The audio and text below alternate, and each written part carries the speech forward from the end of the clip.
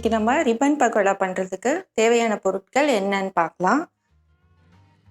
முதல்ல இதுக்கு வந்து 1 கப் அரிசி மாவு, 1/2 கப் கடலை மாவு, 1 ஸ்பூன் எள்ளு. நீங்கள் வெள்ளை எள்ளு இருந்தால் வெள்ளை எள்ளு கூட யூஸ் பண்ணிக்கலாம்.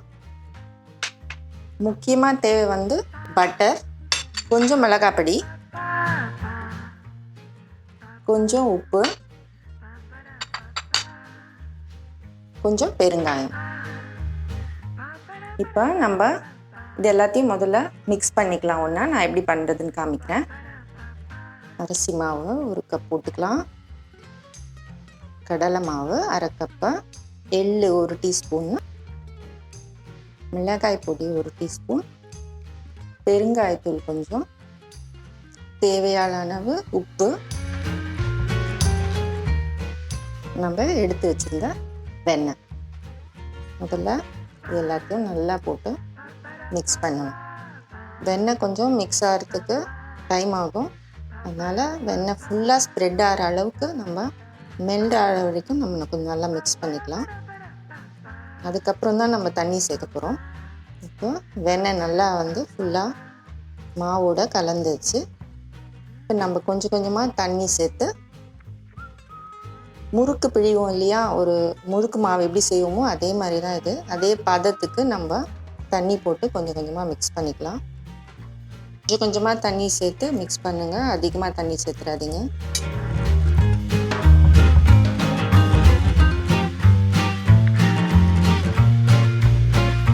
பாருங்கள், நல்லா சாஃப்டாக இருக்கணும், ஆனால் ரொம்ப தண்ணியாக இருக்கக்கூடாது.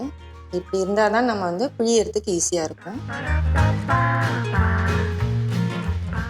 இந்த அச்சு தான் எடுக்க போகிறோம். இதில் தான் நம்ம வந்து ரிப்பன் பக்கோடா பிழிய போகிறோம்.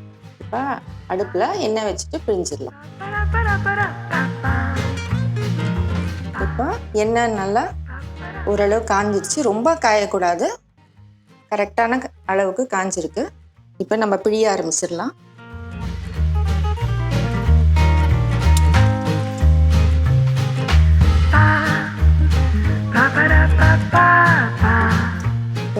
கொஞ்சம் திருப்பி விட்டுக்கலாம், 2 பக்கமும் நல்லா வேகணும் இல்லையா.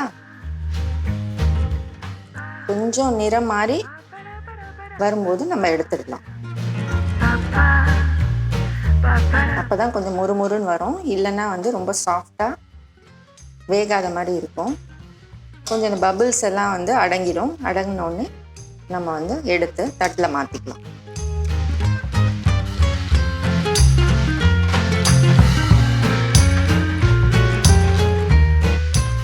ஈவினிங் டீ கூட ரொம்ப அட்டசமான ஸ்நாக்ஸை ஒரு 5-10 நிமிஷத்தில் நம்ம செஞ்சிடலாம். நம்ம வீட்டுக்கு யாரானா திடீர்னு விருந்தாளி வந்தால் கூட நம்ம இந்த ஸ்நாக்ஸை அழகாக செஞ்சு முடிச்சிடலாம்.